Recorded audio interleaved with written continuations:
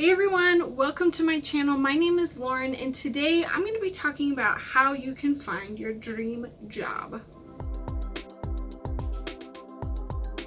Okay, I lied. That was a flashy title.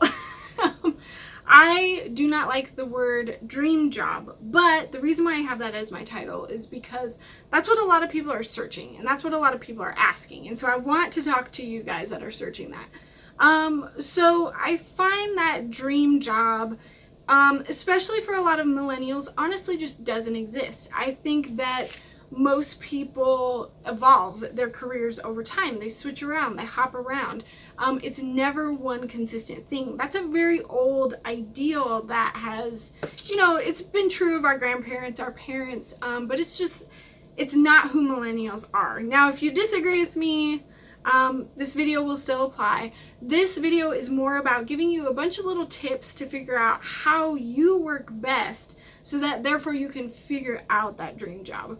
And again, this comes from, I'm a young person, and in my readings I attract a lot of younger clients, and so this is a conversation I have so often that I've given this reading so many times. Obviously it's different for different people, but I'm kind of taking the distilled version of what seems to be the advice that I get every single time for people, along with my own advice and advice that I've got from books. Sorry if my voice is groggy. I've been doing a lot of vlogs in a row. I might be reaching my limit. So the first thing that you can do to sort of figure out what career might be for you is to do some personality tests. Now, I'll link the 3 that I love below.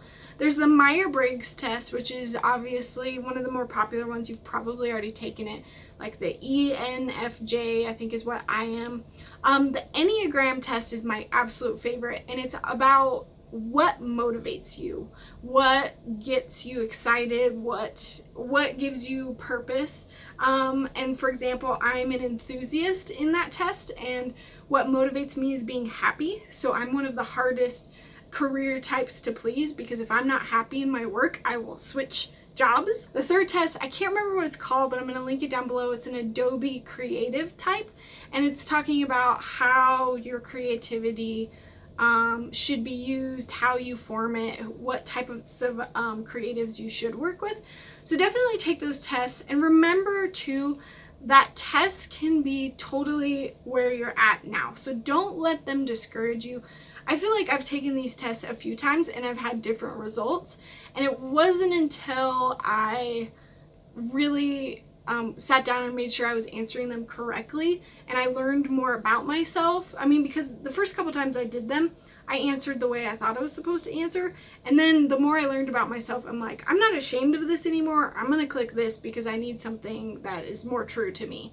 So know that those can change. That's all I'm saying. The second tip that I have is to know if you are an introvert or an extrovert. That's really going to affect the type of work that you like doing. As an introvert, I really don't like working with clients. That doesn't mean that I can't be in a job that is not like client related at all. I can still be in, so I'm a filmmaker.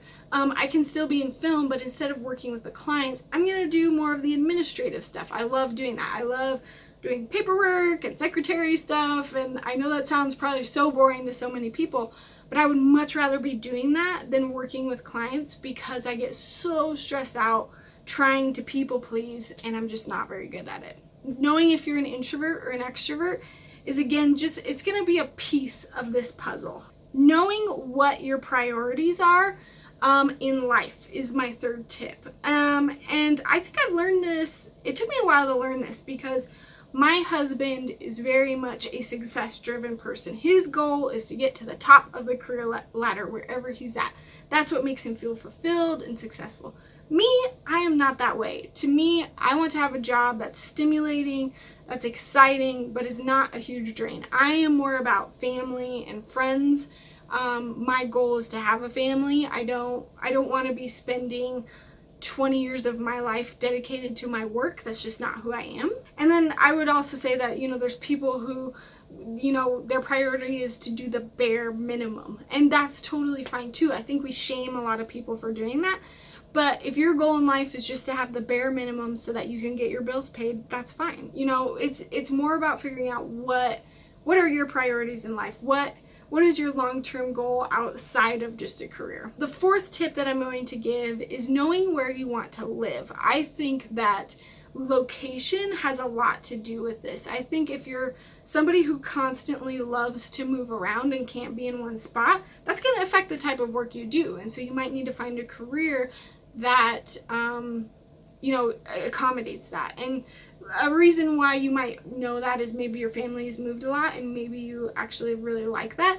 Maybe your family has moved a lot and you hate that and you want to stay in one spot. But knowing the area that you're going to be in is very important.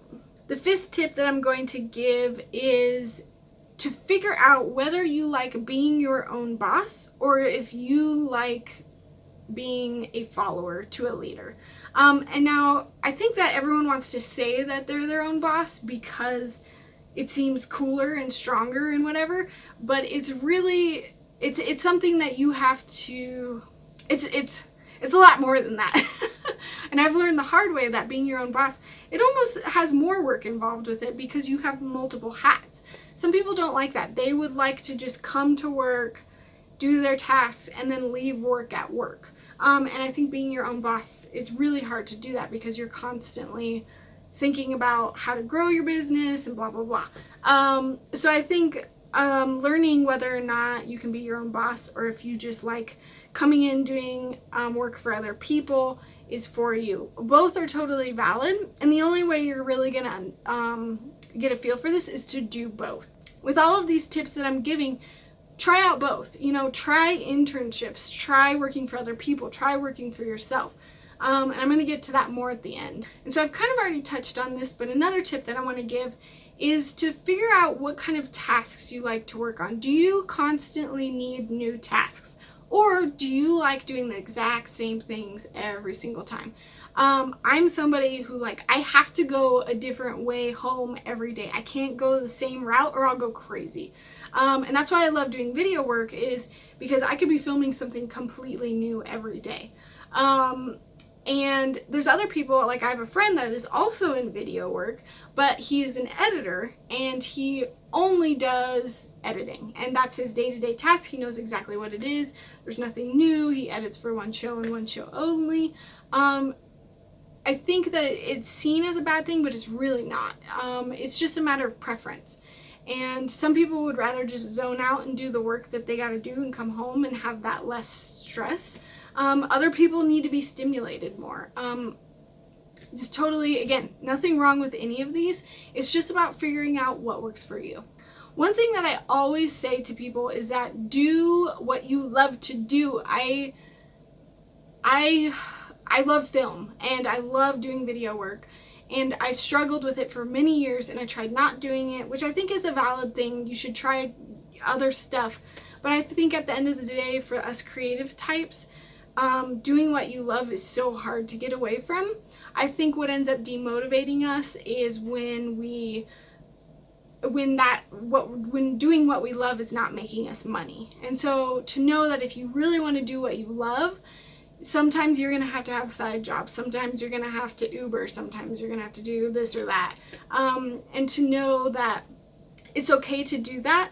It's okay to have another job and slowly build up what you really want to do. There's no shame in that. It doesn't need to be an all or nothing, like sell all your belongings and put all of your work into it. It's so important to take care of yourself, to feed yourself, to pay your bills, because if you're not doing any of that, you're not going to have the time and energy to give to this business that you really want to give, or to do what you want, or do what you love. So to sort of wrap this up, I think my whole point here is to try multiple things.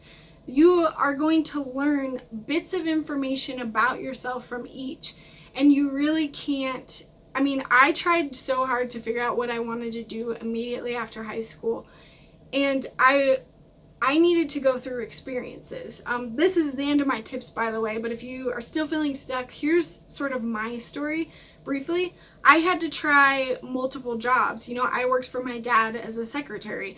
I did video with my husband, and we started the company that we have now way back then, but we were doing much smaller projects. We were getting paid very, very little for it. I also worked as a filmmaker for another company.